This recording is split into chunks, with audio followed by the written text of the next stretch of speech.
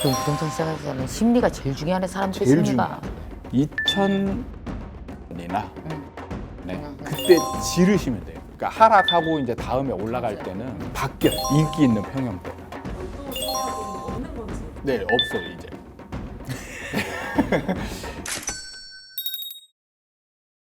지금 이제 KB 지수나 이런 것들도 이제 하락으로 이제 변한 게 최근에 이제 나온 거예요. 근데 이런 경우 또 문제가 또 있어요. 그 우리나라에서는 인기 있는 평형대가 나눠져 있잖아요. 다음 사이클. 그러니까 하락하고 이제 다음에 올라갈 사이클, 때는 바뀌어요. 뭐가? 인기 있는 평형대가. 왜? 간단하게 설명하면 지금 이제 한 2014년부터 21년까지 거의 한 8년 이상 올랐잖아요. 네. 오를 때 벌어지는 현상이 뭐냐면 소형이 인기가 좋았단 말이에요. 요때? 예. 소형이 인기가 좋으니까 신규 주택을 분양할 때 네. 소형만 팔아요. 인기 있는 걸 팔겠지. 예, 대형은 안 그럼 팔리니까 안 팔리니까. 아예 짓질 않아요. 오케이. 맞아. 요새 대형 한참 안 졌었어요. 네. 그럼 문제가 뭐냐면 신축으로 소형은 지금 누적의 그 집이 많아? 어마어마하게 많은데 사람들은 그걸 몰라요. 그 소형이 좋으니까. 예, 그런 거 아니야? 인기가 있으니까 그거를 인기 있을 때는 뭐가 생기냐면 가수요가 생겨요. 가수요가 생겨서 그 누적되는 늘어나는 수량을 늘어나는 공간에 소화를 해버려요. 근데 하락하면서 이 수요가 싹 없어져요. 가수요나 이게 싹 없어지면서 오케이. 그럼 뭐가 되냐면 초과 공급이 돼요. 소형이 초과 공급된다. 인기 있었던 것이. 그렇죠. 그러니까 그리고 왜, 이제 왜 농작물 뭐 이거 잘 돼 그러면 많이 농사져서 예, 그거랑 남듯이. 비슷한 거예요. 오케이. 그 다음에 이제 미분양, 안 팔리는 물건도 소형 소형이야. 위주로 이제 안 팔리는 물건이 예, 누적되게 돼요. 오케이. 그러면 이제 다시 올라갈 상승장이 때는 올 때 어떻게 되는 거예요? 대형이 올라가게 돼요.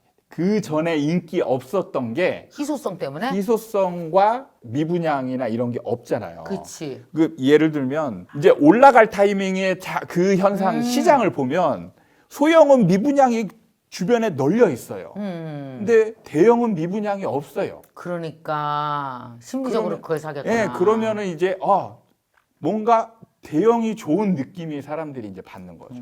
그러면은 이제 하나 둘씩 대형을 사는 거죠. 근데 대형이 없으니까 몇 사람만 사도 올라가는 게 훅훅 보인단 말이죠. 예전 같은 로또 청약이 이제 더 이상 없다. 네. 입주를 막상 앞두고 보니 주변 시세랑 크게 차이가 없는 거예요. 네. 그래서 청약을 던지는 사람이 있다라는 뉴스를 본 적이 있거든요. 네. 로또 청약엔 없는 건지. 네, 없어요, 이제.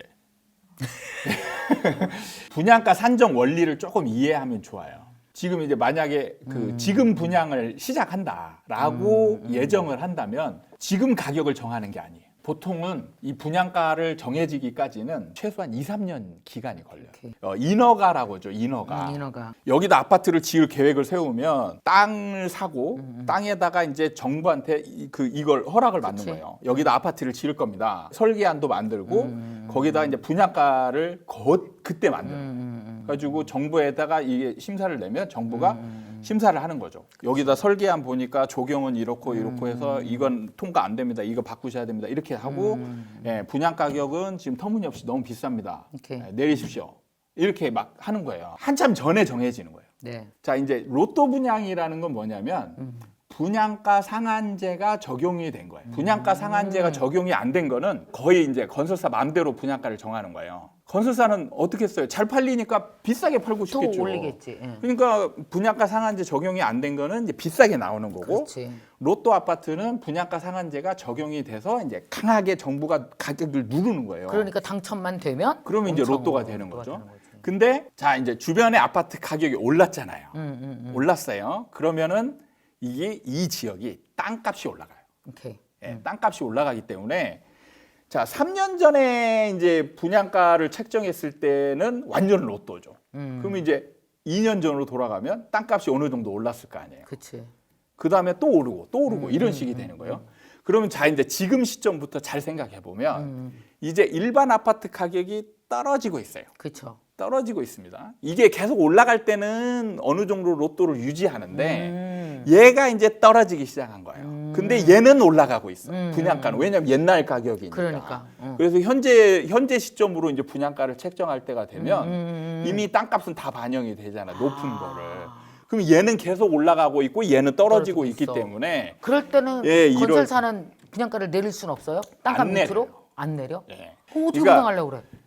근데 이게 이게 쉽게 생각할 게 아니고 분양가는 그 건설사는 이렇게 생각을 해요. 잘 팔리는 것도 별로 안 좋아해요. 예를 들면 이런 경우가 있었어요. 실제로 그냥 분양가 상한제 책정이 안 됐는데 이제 그 분양가 책정한 담당자가 있을 거 아니에요. 네. 담당자가 분양가를 책정을 했어요. 그래가지고 이제 통과가 됐어. 그 다음에 분양을 했습니다. 가지고 순식간에 다 팔렸어요.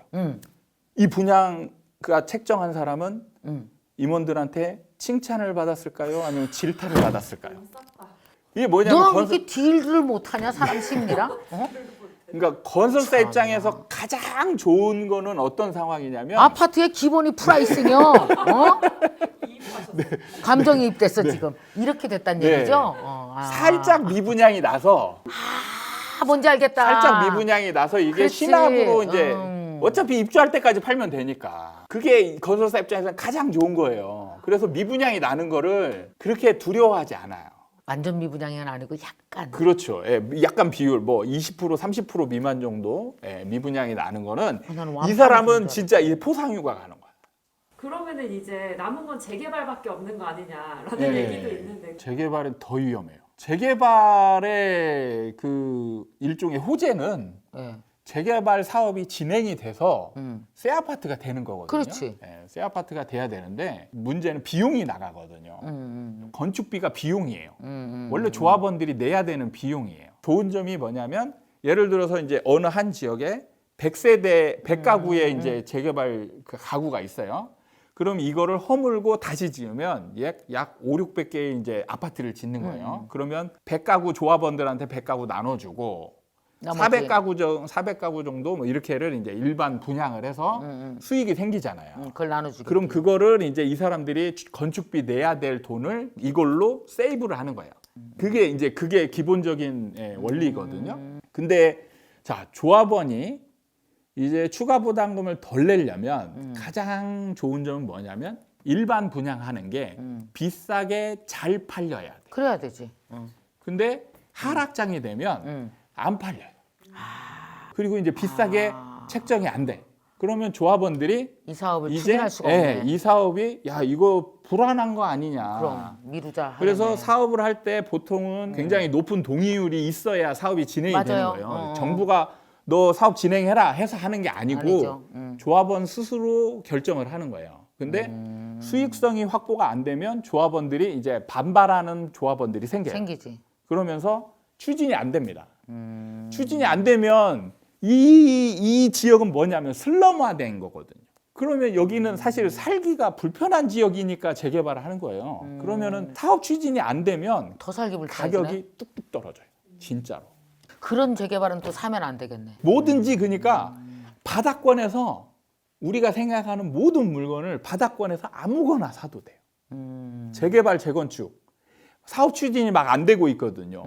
근데 바닥권에서 사놓으면은 좀 지나면 풀려. 이제 일반 다른 아파트 가격이 올라가죠.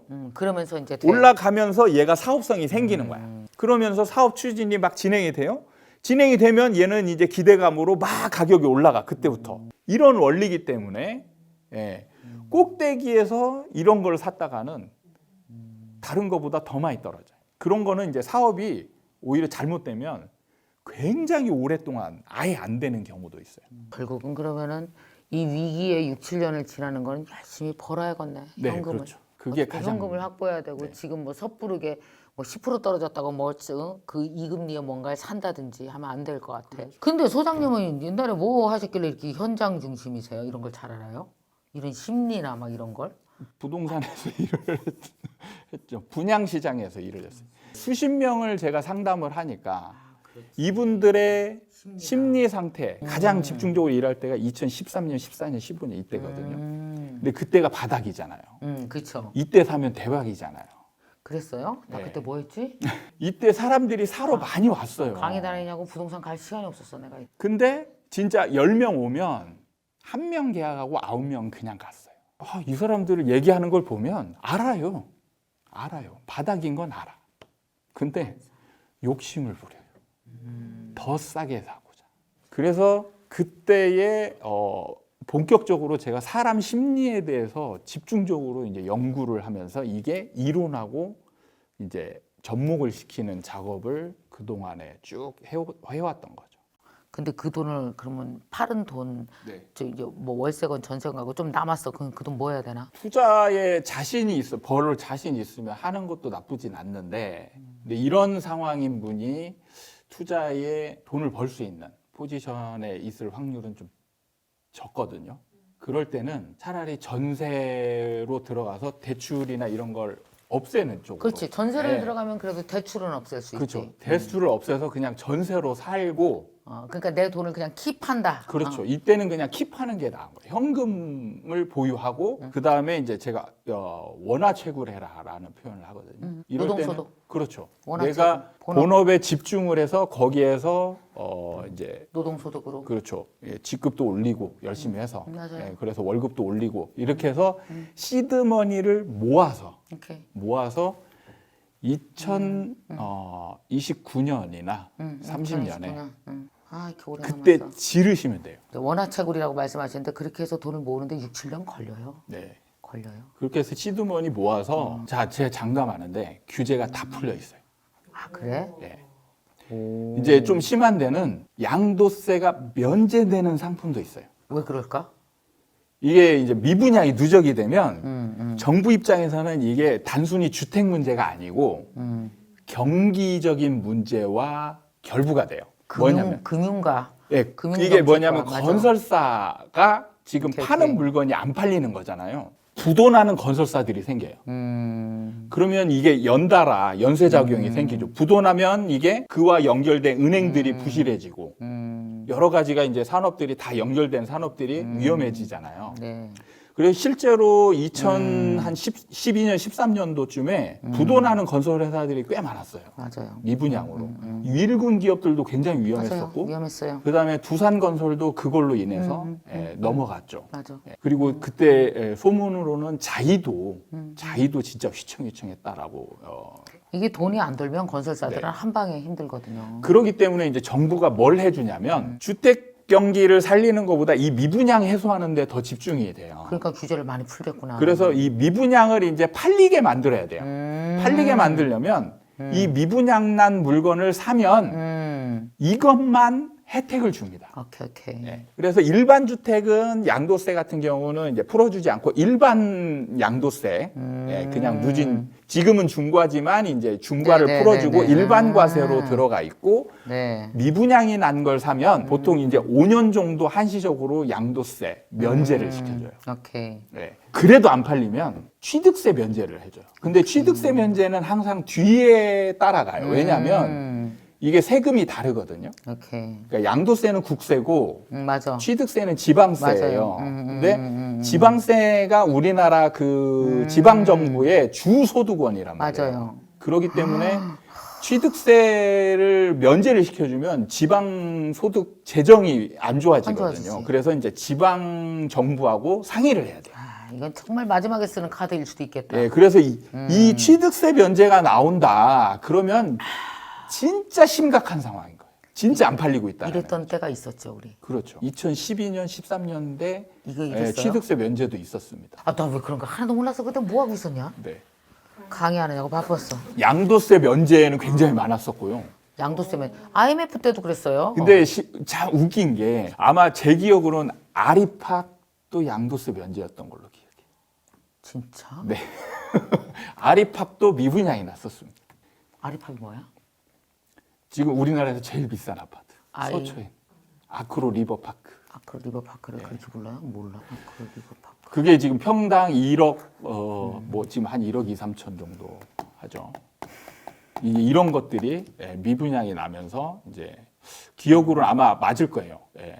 그 양도세 면제를 잠깐 줬던 걸로 기억이 납니다. 그러니까 이런 이제 바닥에 가면 이런 혜택들이 이제 넘쳐나거든요. 이제 그거를 그러면 그때 그런 물건들. 그러니까 앞으로 한 6, 7년 남은 거네요. 네, 그렇죠. 그 동안을 봐야 되는 거네. 6, 7년 정도를. 네. 자, 그러면 지금 있습니다. 얼마 전에 한 친구가 와서 얘기를 하더라고요. 네. 아파트가 네. 요즘에 조금 떨어졌다. 예. 조금 떨어졌겠죠. 예, 예. 근데 심리적으로 옛날에 한참 올랐을 때부터 지금 조금 떨어지니까 떨어진 것 같아. 그래서 네, 네, 네. 그때 못 풀었던 한이 있을 거 아니야. 그때 예. 영쿨로 못 풀었던 한. 지금이 찬스야.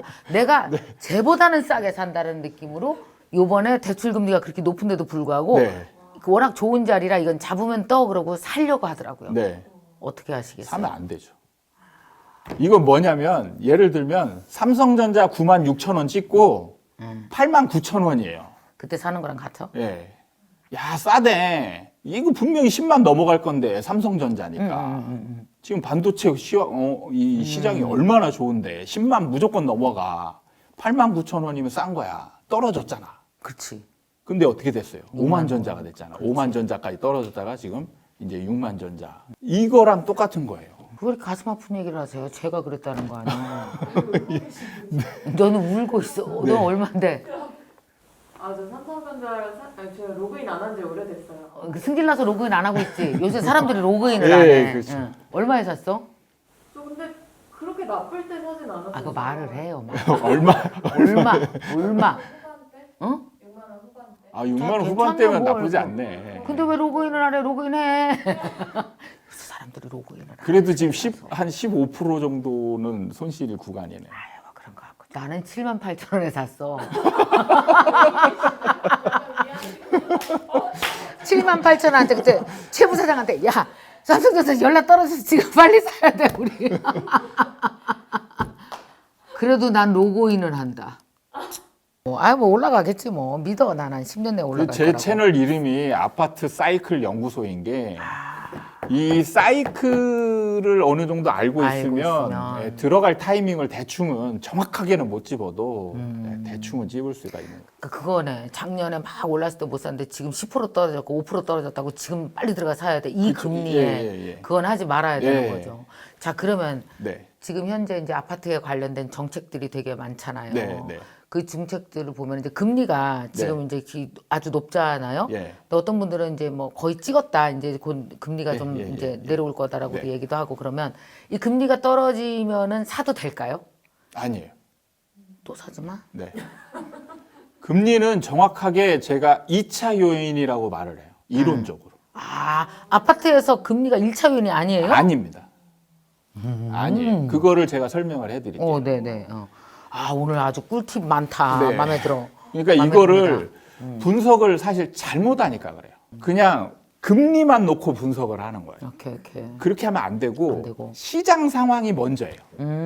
금리가 오르고 내리기 전에 시장 상황은 계속 움직이고 있었잖아요. 그렇지. 예. 그러면 시장 상황을 시장 상황. 오케이. 놓고 금리가 변한 거를 적용을 하는 거예요. 금리가 모든 시장을 변동시키는 게 아니고. 그렇죠. 그러니까 예를 들면 이런 거는 지금 어떻게 분석하냐면 시장을 빼놓잖아요. 봤어. 그러면은 시장이 안정 상황을 전제하고 있는 거예요. 그렇지. 안정 상황이라면 이제 금리의 영향이 좀 커지는 거죠. 근데 시장 상황은 항상 안정적이지 않잖아요. 그치. 항상 들쭉날쭉 하단 말이에요. 그래서 예를 들면 지금 만약에 가정을 했을 때 지금 만약에 2020년, 19년, 20년과 같은 시장 상황이다. 상승장이다. 전혀 효과가 없어요. 금리 인상 효과가 아예 없습니다. 왜냐? 아무리 금리가 올라도 사. 네. 맞아. 왜냐하면 그때는 그 금리에도 샀을 거야. 집값 올라가는 게 더 빠르니까. 금리로 인해서 손해보는 것보다 훨씬 크잖아요. 맞아, 매덕이 그렇지. 올라가는데. 그러면 금리 인상으로 손해보는 건 많아야 뭐 1000, 2000이잖아요. 그래서 왜 아파트가 올라가기 시작하면 심리적으로 어떤 정책을 써도 오르죠. 그렇죠. 30개, 100개 억제 정책을 내놔도 올라. 네. 그러니까 실제로 2020년 이때에 영끌한 분들 중에 뭘 한 분이 있냐면 정부가 대출 규제를 했거든요. 그러니까 맞아. 이제 대출을 안 나오니까 어디로 갔냐? 이금융권. 그냥 그때 금리 좋을 때도 이금융권 가면 최소 8% 10%였단 말이죠. What? 근데 이렇게 되니까 이금융권도 정부가 막았어요. 막으니까 뭘 했냐? P2P로 갔어. 개인금융. 오 마이 갓. 개인금융은 최소 12에서 15%예요. 왜 그렇게까지 해? 그럼 지금 금리 인상하고 비교해 보면 얘가 훨씬 높잖아요. 그렇지. 근데 이걸 감안하고도 집을 산단 말이에요. 왜냐하면 이렇게 금리가 높아서 손해보는 금액보다 집이 올라가서 벌어들인 금액이 훨씬 크기 때문에 그런 거예요. 근데 그럴 때는 완전히 시장 상황이 계속 오른다는 전제하에 그렇죠. 가능한 거죠. 근데 지금은 지금은 이제 문제는 시장 상황이 바뀌었어요. 이제 하락 쪽으로 턴을 했단 말이죠. 그래요. 그러니까 지금 방향이 같아요, 이제. 금리 인상은 하락 효과. 그죠? 그치. 그다음에 시장도 하락. 그러니까 금리 인상 효과가 크게 나타나는 거예요. 이거를 제가 2차 요인으로 구분해서 이론적으로 얘기하면 자, 시장 상황하고 이 대입을 하는 거예요. 그래서 시장 상황하고 방향이 같으면 큰 효과를 내요. 그리고 반대 방향이면 효과가 거의 제로예요. 오케이. 그러니까 2차 요인이 뭐냐? 호재도 있어요. 우리는 호재만 있으면 집값 다 오를 거라고 생각하잖아요. 아니에요. 그것도 2차 요인입니다. 그래서 상승장에서 호재가 생겨요. 그러면은 날라가겠지. 예, 날아가는 거예요. 그래서 뭐 인덕원이나 이런 데들이 막 서울 집값보다 맞아. 더 올라갔던 게 이제 그런 현상이에요. 오케이. 근데 옛날에 무슨 일이 있었냐면 2013 아마 12년 말인가 13년 말인가 정확히 기억이 안 나는데 7호선이 개통을 해요. 개통한다는 가장 호재잖아요. 네, 네. 이 집값이 안 올라가요. 오히려 떨어졌어요. 그러니까 이게 갑자기 생기는 게 아니기 때문에 그래요. 그 전부터 떨어질 때도 호재는 있었거든요. 왜냐하면 그치. 개통 예정일은 정해져 있는 거예요. 네, 점점 있는데 사람들은 그거를 기다리고 있는데 점점 하락해. 하락해요. 그러니까 이게 이제 무뎌지는 거죠. 그런 상황에서 작동을 안 하네요. 예, 호재가. 막상 딱 개통하고 이제 기대했더니 아무도 눈치만 보지 아무도 안 사는 거야. 그러니까 기다렸던 사람들이 뭘 했냐면 다시 던져버려요. 뭘 하냐면 야 부처는 안 돼. 그렇지. 부처는 안 돼. 호재가 있어도 안 올라가. 아, 그런 식으로. 이렇게 반응한다는 거죠. 근데 그때 산 사람들은 올랐겠지. 대박이죠. 그러니까 이거를 이론적으로 정확하게 구분을 할 줄 알아야지. 그러니까 1차 요인은 그 요인으로 인해서 시장을 방향을 바꿀 수 있는 요인. 지금 시장이 바뀌었어. 예. 근데 2차 요인은 금리야. 네. 근데 이게 지금 방향이 같으니까 더 떨어져. 그렇죠. 근데 만약에 이제 시장이 하락하고 있는데 금리가 인하돼요. 그러면 상승 요인이잖아요. 그렇지. 상승하지 않아요. 시장이 더 큰 거예요. 시장이 더 커. 네. 항상 이 주변 요소보다 시장 자체의 방향이 가장 중요한 요소야. 그렇죠. 네. 근데 지금 시장 방향이 하락으로 돌아섰어. 네. 그러니까 여기다가 어떤 부양책을 쓰고 막 해도 잘 안 먹히겠네. 그러니까 이게 이제 본격적인 하락장이냐, 아직 아하. 본격적으로 하락을 안 했냐, 그건 언제쯤 알 수 있어요? 언제 이게 이제 한 내년쯤 가면 드러나나? 그렇죠. 내년쯤부터는 이제 거의 본격적인 하락장이 되는 거예요. 그러면은 이때에 이제 언제의 그 2차 요인들이 적용되느냐에 따라서 약간씩은 영향력이 달라지는 거죠. 그러니까 지금 같은 경우 정책으로 양도세 중과나 이런 걸 풀어버리면 상승한다니까. 근데 본격적인 하락장으로 딱 들어서잖아요. 그럼 그때 막을 수가 없어. 그때 풀어주면 효과가 없어요. 지금은 효과 있고 예, 지금은 아직 왜냐하면 본격적인 하락장은 아니니까. 사람들이 간 보고 있으니까. 그렇죠. 아, 그럼 부동산 시장에서는 심리가 제일 중요하네. 사람들이 제일 심리가. 중요하죠. 예. 상가는 어때요? 상가. 어. 상가 전문가는 제가 아닙니다. 바로 솔직해서 좋아. 솔직해서 좋으세요. 상가 전문가는 아닌데. 근데 상가 비슷하게 네. 가나요? 뭐잘 모르겠네요. 상가는 금리의 영향이 좀 많이 적용이 됩니다. 아, 왜냐하면 상가는 세를 주니까. 그죠. 상가는 시세 차익형 부동산이 아니에요. 아, 이제 수익형 부동산이라고 그렇죠. 그래서 월세를 받아 가지고 예, 여기에서 이제 수익을 올리는 거잖아요. 그렇죠. 그러면은 이 수익은 내 투자금 대비 몇 퍼센트 비율. 그럼 지금 상가 같은 경우는 보통 수익률이 몇 프로냐면 3%대에서 4%대예요. 아, 상가가. 예. 근데 지금 금리가 인상이 돼서 대출 이자가 그러니까 더 4%를 높아. 넘어가면 안 사겠지. 대출 받아서 상가를 지금 해서 임대를 놓고 있으면 손해잖아요. 그렇지. 안 사요. 오늘 아침에도 이제 저랑 분양했던 분들이 예, 분 중에 한 분이 전화가 왔어요. 이제 상가를 분양하고 계시다. 요즘 정말 안 팔린다고 아주 죽을 것 같다고. 그러면 상가는 금리가 좀 내리면 풀릴 가능성이 있네요. 그렇죠. 네. 어떤 분 또 이런 질문도 하더라고요. 네. 나는 강남 불패에 샀어. 아 예. 똘똘한 한 채야. 네. 여기는 아무 일도 안 나을 거야. 네. 계속 오를 거야. 네. 이건 어때요? 이런 하락상에서는 그런 건 없어요. 똘똘한 한 채 없습니다. 왜냐하면 옛날에는 하락하기 시작하면 강남이고 뭐고 다 소용없는 네, 거라고요? 그건 옛날만 아니고 지금도 똑같은 거예요. 아 그래요? 예. 지금 요새는 어때요? 지금도 최근에 나온 뉴스가 이제 강남도 하락했다. 예. 그 지금 하신 말씀은 몇 주 전 얘기고, 벌써? 예, 몇 주 전. 몇 주 만에 또 변했어요? 그렇죠. 예, 지금. 헐. 그러니까 이제 추세를 따라가는 거예요. 추세. 그러니까 문제는 뭐냐면 살 사람이 없다는 게 가장 중요한 거예요. 그렇죠. 살 사람이 없는데 강남이나 이런 데 올라갔던 거는 약간의 그 뭐라고 할까 데이터의 오류 같은 거예요. 뭐냐면 이제 우리나라의 그 가격 지수를 내는 그 기관이 두 개가 있거든요. 하나는 이제 한국부동산원이 있고 하나는 KB 예, 국민은행에서 이제 내거든요. 근데 얘네들 내는 방식이 좀 달라요. 부동산원은 이제 주로 이제 약간 실거래가 중심. 오케이. 그리고 KB 지수는 호가를 많이 반영을 해요. 오케이. 근데 이제 강남 같은 경우 어떤 일이 생기냐면 제가 이제 정체기라고 표현했잖아요. 네, 정체기에서 왜 정체기가 되냐면 매수자들은 안 사요. 그러면 보통 다른 물건은 안 사면 떨어지는 거거든요. 그렇지. 근데 집은 파는 사람이 누구냐면 집 가진 사람들이. 그렇지. 그럼 집 가진 사람들이 더 올라갈 거야 라고 생각하면서 안 팔아요. 그래서 버티는 거야.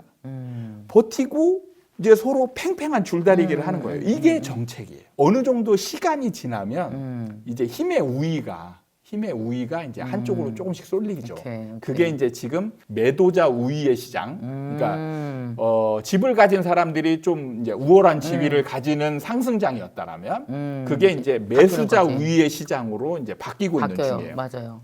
그래서 매수자가 주도권을 쥐는 거예요. 그러니까 급매물 내놔. 예, 네가 오케이. 올려놓은 가격에는 나는 절대 안 살 거야. 이런 식으로 이제 버티게 되는 거거든요. 그러면은 시간이 지나면 매수자 우위의 시장이 이제 더 진행이 되니까 그러면 버티지 못하고 이제 이 사람들이 팔거든요. 그러니까 이제 하락 거래들이 나타나는 거예요. 오케이. 근데 이제 똘똘한 한 채 이런 얘기가 강하니까 강남 같은 경우는 집 가진 사람들이 너무 부심이 심한 거죠. 부심이 너무 심해가지고 우리 집은 절대 안 떨어져. 그래서 우리 담합해가지고 안 팔아. 예, 올립시다 더. 그래서 호가를 올려요.